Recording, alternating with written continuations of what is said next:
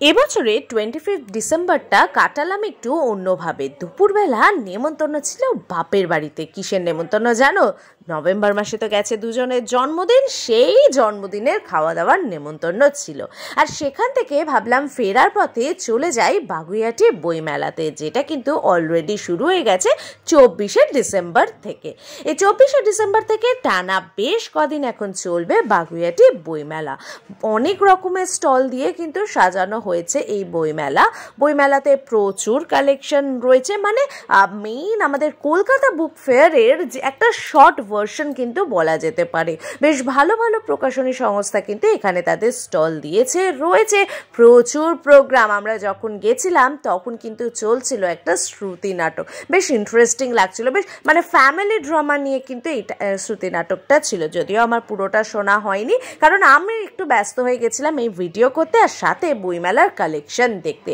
তোমাদের জন্য ছোট্ট করে একটু ভিডিও করে নিয়েছি যাতে তোমরা বাড়ি বসেই পছন্দ করে নিতে পারো নিজেদের পছন্দসই বইগুলো এবং সরাসরি চলে এসে নিজেদের পছন্দের বইগুলোকে বেছে নিতে পারো আর বাড়িতে নিয়ে চলে যেতে পারো।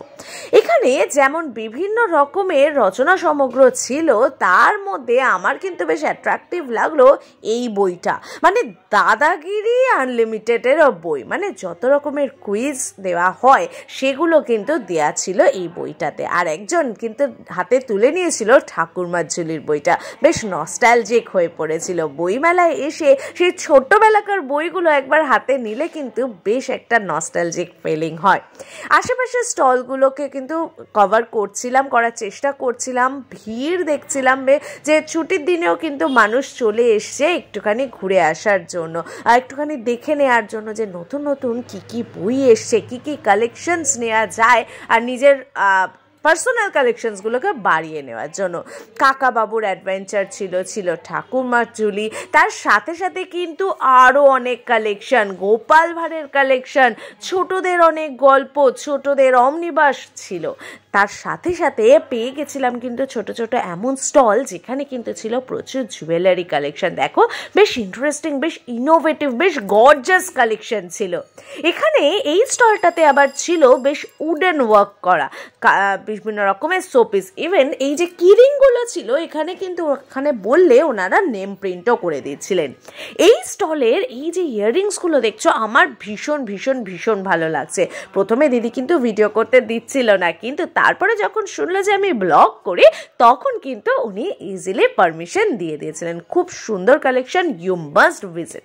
এই স্টলটাও লেগেছে আমার বেশ ইনোভেটিভ। ইয়াররিংসের ডিজাইনগুলো দেখছো বা হাতের কাজগুলো দেখেছো, মানে ডুপ্লিকেসির কোনো অপশনস নেই, মানে ওয়ান অ্যান্ড অনলি তোমার কাছে থাকবে, মানে তোমার কাছেই থাকবে। খুব সুন্দর কালেকশন এবং তার সাথে সাথে যেটা অবশ্যই বলবো ভীষণ রিজনেবল প্রাইস কিন্তু ছিল।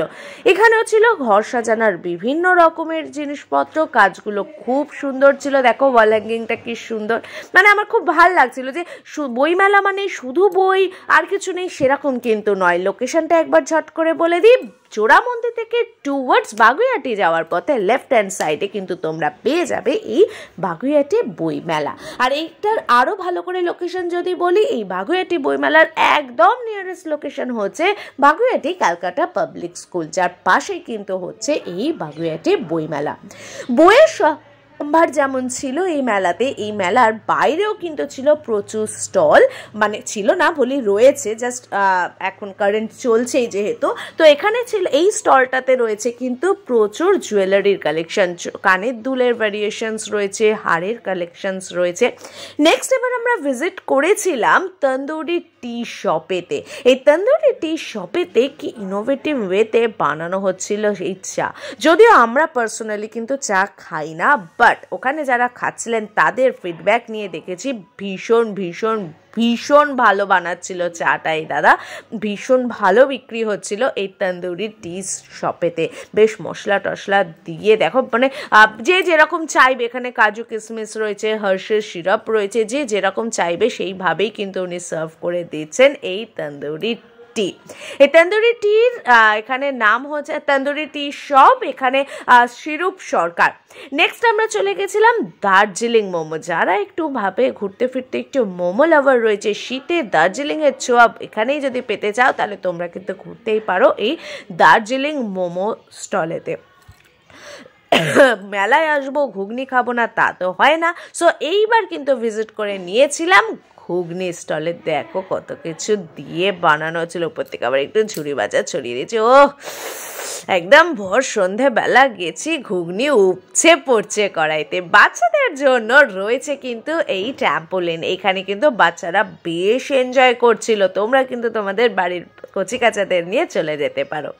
এইটা কিন্তু খুব ভাল লেগেছে, পোট্যাটো রিংসগুলো। এই দাদাও কিন্তু যদিও মানে খুব সিরিয়াস ওয়েতে কিন্তু এই মানে ফ্রাইটা বানাচ্ছিলেন, পিছনে প্রচুর ফুচকার কালেকশনস ছিল। দেখো ব্রেড ক্রামস দিয়ে ভালো করে ফ্রাই করে মানে মাখিয়ে ড্রাই করে রাখছিলেন, আর এপাশে কিন্তু ওভেনেতে অলরেডি ফ্রাই হচ্ছিল এর আগের যে ফ্রাই আলুর রিংসটা দেওয়ার, পোট্যাটো রিংসটা দেওয়া রয়েছে সেইটা।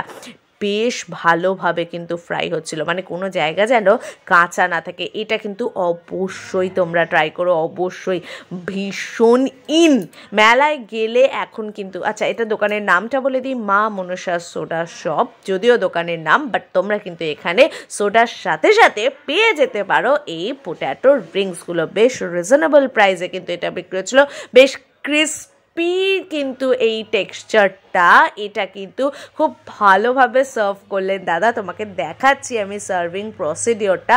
এই যে প্লেটের উপর উনি রাখলেন, দেখো তেল বেশি অয়েলি ব্যাপারটা কিন্তু নেই, কারণ উনি ভালো করে তেল ঝরিয়ে তবে কিন্তু সার্ভ করছেন। উপর থেকে দিয়ে দিলেন একটা চাট মশলা, তারপরে কিন্তু উনি এখানে অ্যাড করছেন টমেটো সস। টমেটো সসের পরে নেক্সট এবার উনি অ্যাড করলেন কিন্তু মেয়োনিজ। ওফ, দেখে যা লোভ লাগছিল না, কি বলবো। যিনি অর্ডার করেছিলেন উনি আবার বললেন সাইডে আমাকে এক্সট্রা আরেকটু মেয়োনিজ দিয়ে দাও তো। নেক্সট চলে এসছি মেলার ওয়ান অ্যান্ড অনলি অ্যাট্রাকশন, সেটা হচ্ছে এই ফ্রাইড জায়গাটা, মানে যেখানে জিলিপি, এই চিনি কাঠি, মিষ্টি, গজা, বাদাম, মানে এখানে আবার দেখলাম মিনি ভার্সন রয়েছে জিলিপির। আমার কিন্তু বেশ ভালো লাগছিল, বেশ মনে হচ্ছিল বেশ কেজি কেজি নিয়ে যাইছিল। কিন্তু এখানে ভুজিয়া, মালপো, মানে কি নেই, প্রচুর কালেকশন ছিল জয়দেব মুখরোচক জিলিপি সেন্টারে। খাজা, গজা, মালপো, ওহো কি উকি মারছে এখানে, ফুচকা।